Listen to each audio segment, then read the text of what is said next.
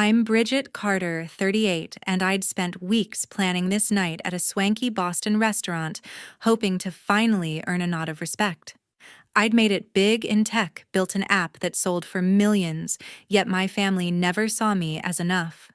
That night, I surprised them with first-class tickets to Hawaii, thinking it would bridge the gap. My sister smirked, tossing her ticket onto the table. "You're still trying to buy our love, aren't you?"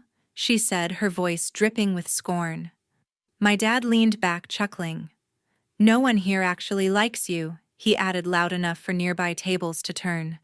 My mom just stared at her plate, silent as always. The words cut deep, but I didn't flinch. I smiled, nodded, and said, "Understood." Then I walked out, their laughter echoing behind me. In the parking lot, my phone buzzed with a text from my sister, "Good luck buying respect." That was the moment I decided they'd regret those words. A few weeks later, my phone was flooded with calls from them begging me to stop. But it was already too late. What about you? If you were in my shoes, would you forgive them or let them face the consequences? Share your thoughts in the comments, I'd love to know. Growing up in our Cape Cod home, I was always the shadow. My sister, 3 years older, was the star, vibrant, confident, the daughter my parents adored. I was Bridget, the quiet one, fading into the corners. My dad would light up at her report cards, her soccer trophies, her bold laugh. "That's my girl," he'd say, his voice warm. For me, he'd sigh, "You're too shy, Bridget," as if silence was a defect. My mom stayed quiet, her eyes on her book, letting his words settle over me. I learned early to keep my hopes small, to hide my spark so they wouldn't dim it. When I was 10, I built a model rocket for a science fair, spending nights perfecting every detail. It launched higher than any other, earning first place. I ran home clutching my ribbon, expecting a smile. At dinner, my dad didn't look up. Wendy's speech won her a scholarship, he said, passing the bread. Wendy grinned. "Some people just aren't built for attention," she teased. My throat tightened, but I nodded, swallowing my pride. That night, I promised myself I'd show them one day, not with words, but with something undeniable. High school was the same story. Wendy led the debate team, her charisma filling our house. I found escape in the computer lab, teaching myself to code on clunky machines.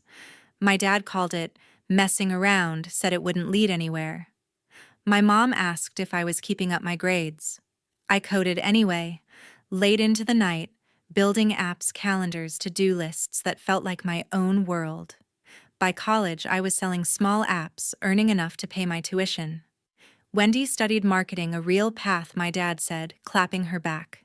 I got a nod and a "don't overwork yourself."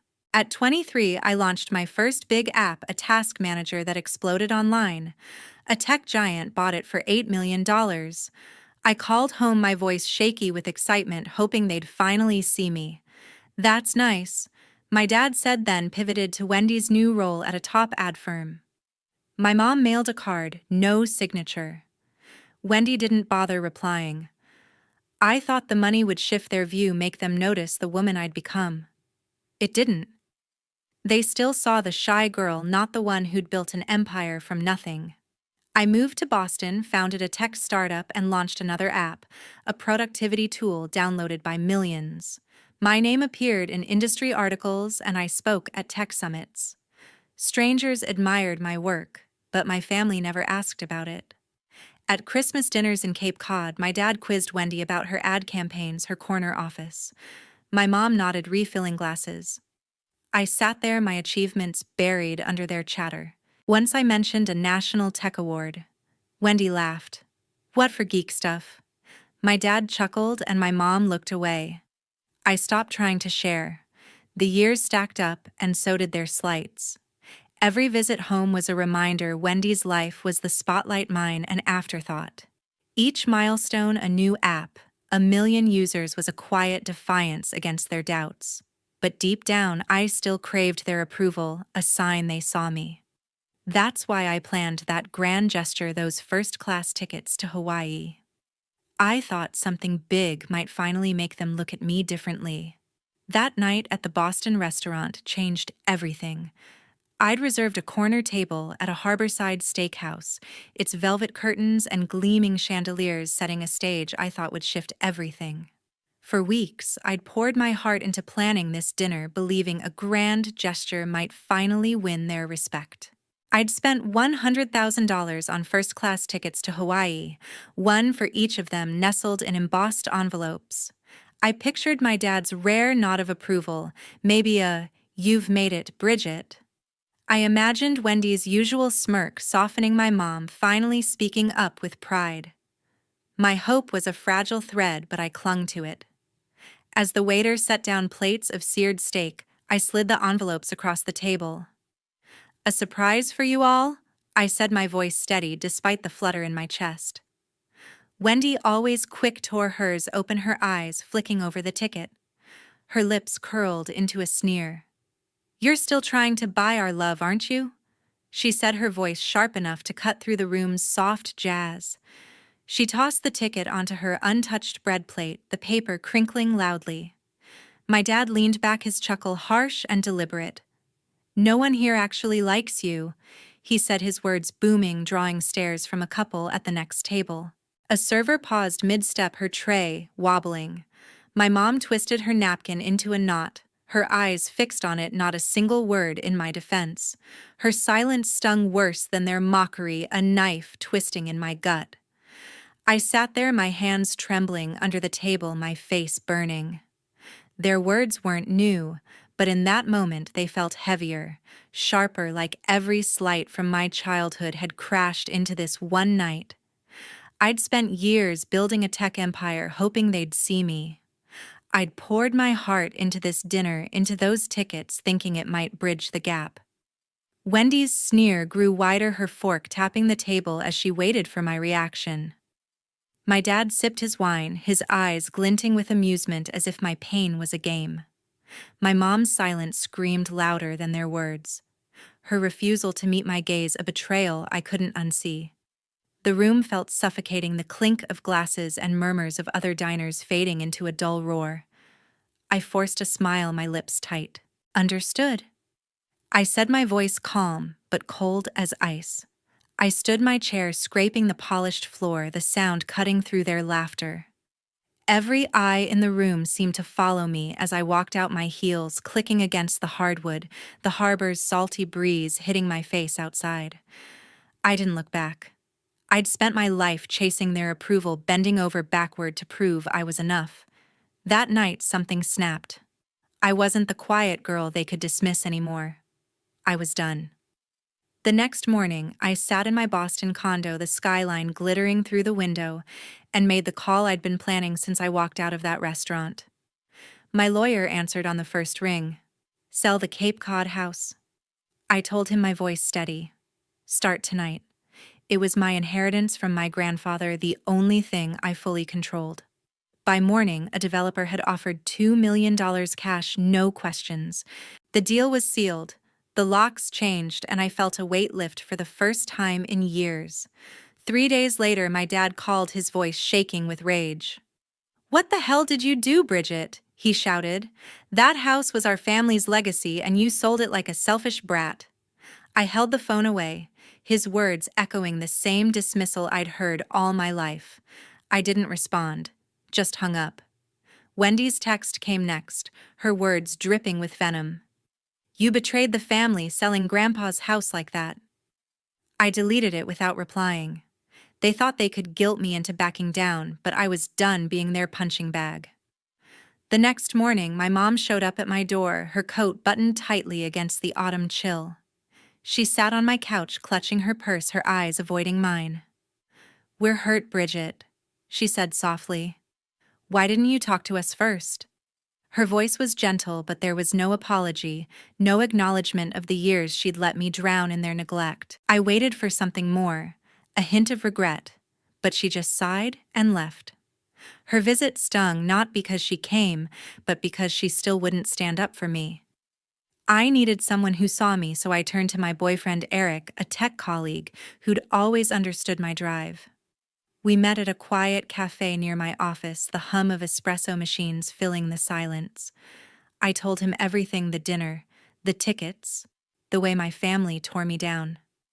Eric listened, his eyes steady, never interrupting. When I finished, he leaned forward. "You've been carrying them financially for years, haven't you?" he said. I nodded, thinking of the family trust I'd funded for emergencies college, for Wendy's kids' medical bills, for my parents. "It's time to cut them off," he said firmly. "They don't deserve you." Eric's words hit hard, but they made sense. Then he leaned closer, his voice low. "Have you checked the trust lately?" he asked. "Wendy's been spending a lot new car vacations. It's worth looking into." I froze, my mind racing. I'd set up the trust years ago, pouring in millions from my app sales, trusting Wendy to manage it fairly. The idea that she might be misusing it felt like another betrayal, but it wasn't a surprise. Eric offered to pull the financial records, his tech skills perfect for digging into the details. "Let's find out what's really going on," he said, squeezing my hand. I left the cafe with a new clarity. Selling the house was just the start. My family thought they could keep me in their shadow, but I was ready to step into my own light. Eric's support gave me the strength to face what came next, whatever the trust revealed. 2 weeks later, Eric found something I couldn't believe. We sat in his Cambridge apartment, the hum of his laptop filling the silence as he pulled up financial records for the family trust. I'd poured millions into it over the years, thinking it would secure my parents' retirement and Wendy's kids' future. Eric's tech skills uncovered a trail of transactions that made my stomach turn. Wendy had siphoned off $500,000, funneling it into a startup that crashed within months. The project, some flashy app promising instant fame, was her pet idea pitched to her ad firm's investors, but rejected.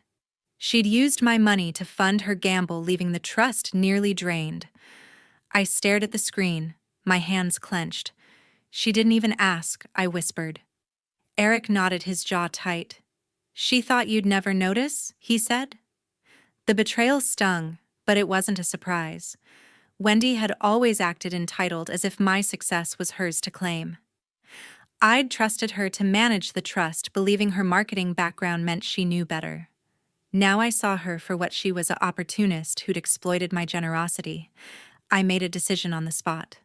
"I'm done funding them," I told Eric. He squeezed my shoulder. "Let's make it official." I called my lawyer the next day, instructing her to transfer the remaining trust balance, barely $1 million, to a Massachusetts charity for foster children. It felt right, redirecting my money to kids who needed it, not a sister who'd squandered it. The paperwork was finalized in a week, every cent legally moved. I didn't tell my family. They'd find out soon enough. Word of Wendy's financial missteps spread fast. A Boston business journal ran a story hinting at an investigation into her firm's dealings. Her startup failure was public now, her name tied to reckless investments. Colleagues whispered about her over lunches, her reputation in the ad world crumbling. I didn't start the investigation, but I didn't stop it either. She'd built her castle on my money, and now it was collapsing. I felt no guilt, only a grim satisfaction. She'd mocked me for years, called me a traitor for selling the Cape Cod house. This was her reckoning. My dad called a week later, his voice hoarse with anger. "You're tearing this family apart, Bridget," he said. "First the house, now this charity nonsense. You're punishing us for nothing." I let the call go to voicemail, his words fading into static. I'd spent my life seeking his approval, but his accusations no longer held weight. I deleted the message, my heart lighter than it had been in years. My mom didn't call her silence a familiar ache, but I was done chasing her validation. Wendy sent no messages, likely too busy scrambling to save her career. Eric and I met at my condo that evening, papers spread across the dining table. We started mapping out my financial future, determined to protect what I'd built.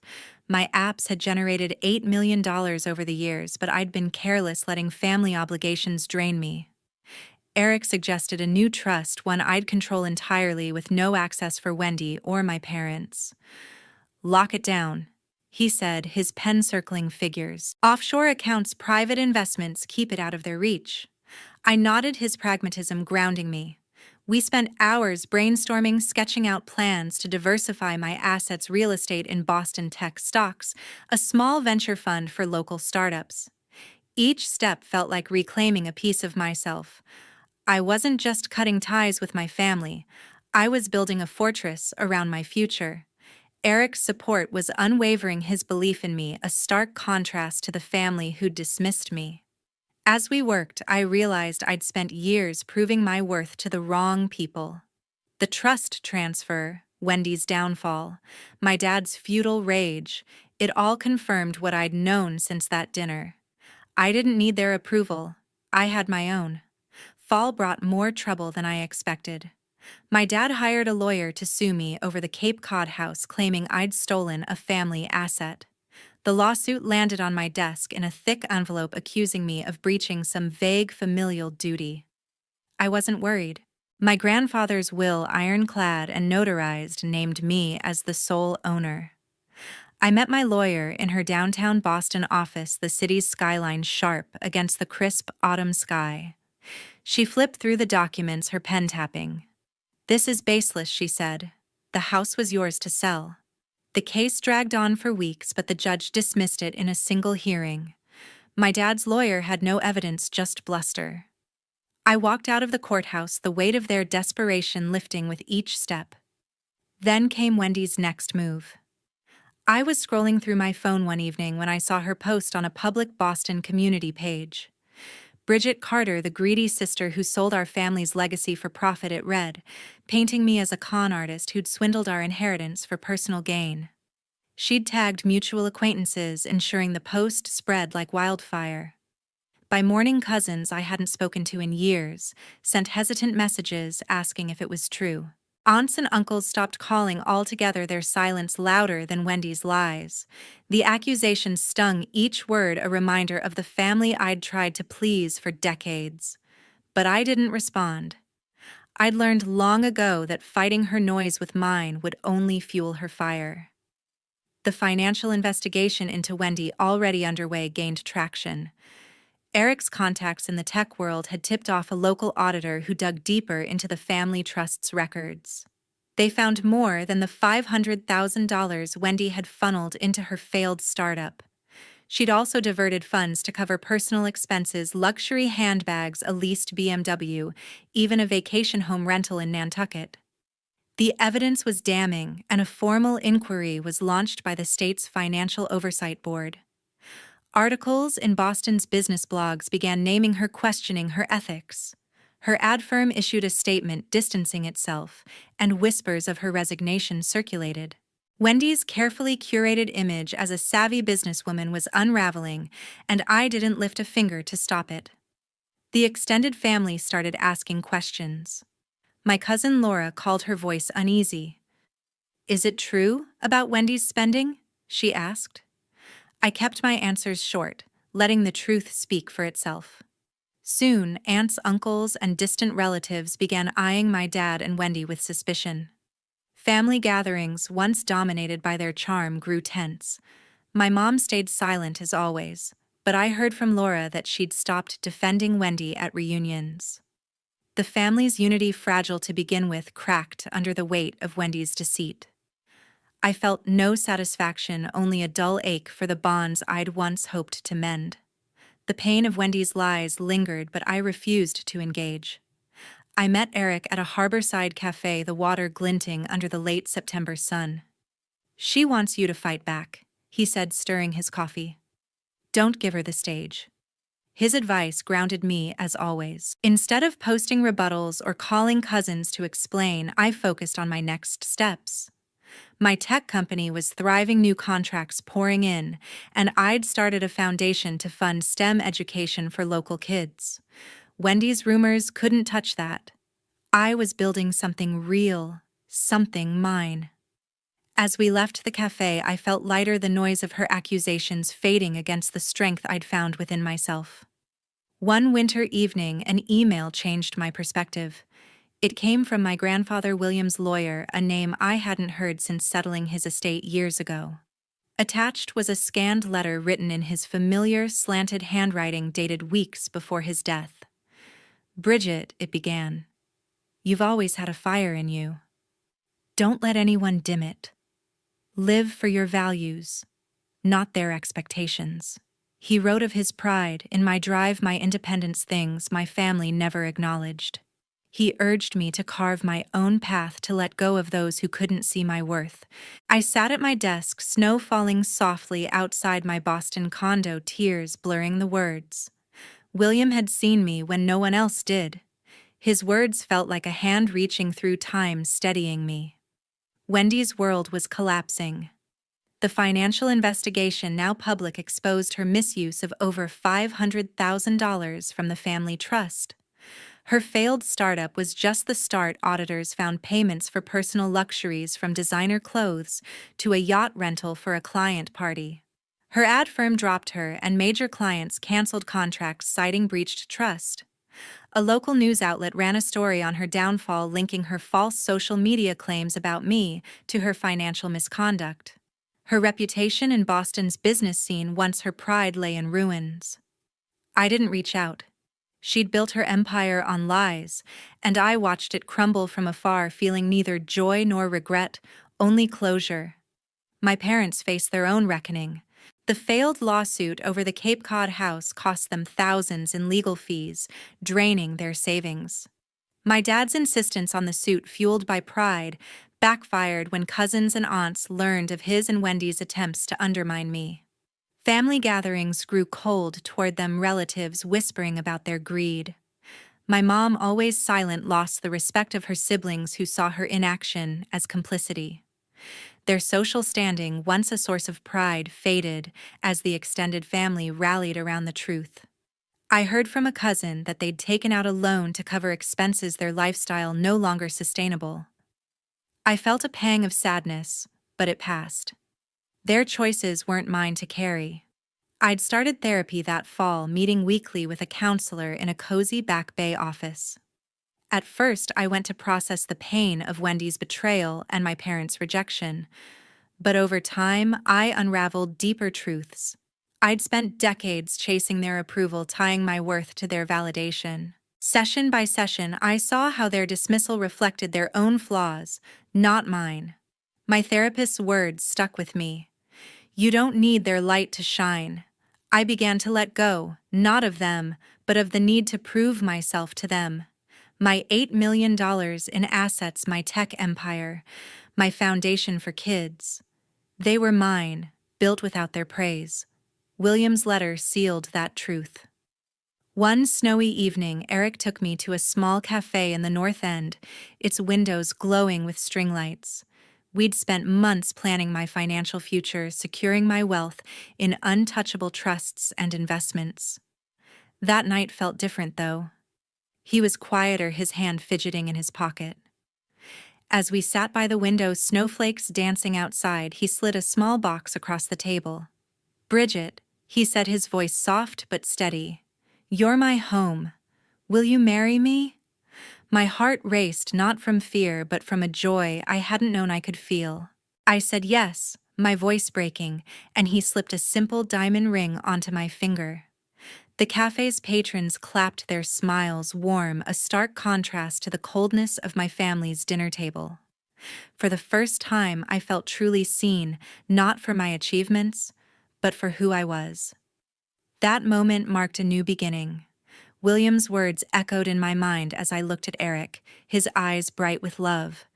I was done living for others' expectations. My family's downfall, their financial and social ruin, was their own making. I'd built a life that honored my values: strength, integrity, and purpose. As we left the cafe hand in hand, the weight of my past felt lighter than ever. I was ready for what came next, not as their daughter or sister, but as Bridget, whole and free. 1 year after that dinner, I stood in a white dress. The small Boston church glowed with candlelight, its wooden pews filled with friends and colleagues who'd become my chosen family. Eric waited at the altar, his smile steady, grounding me as I walked down the aisle. My dad, my mom, and Wendy weren't there. I hadn't invited them. The absence didn't ache as it once might have. I'd made peace with their silence, their absence a choice I no longer questioned.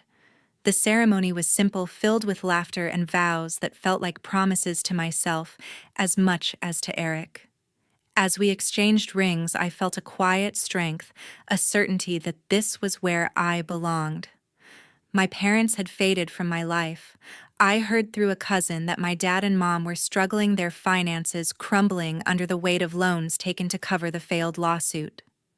The extended family once loyal to them had turned away, their trust eroded by the truth of my dad's and Wendy's actions.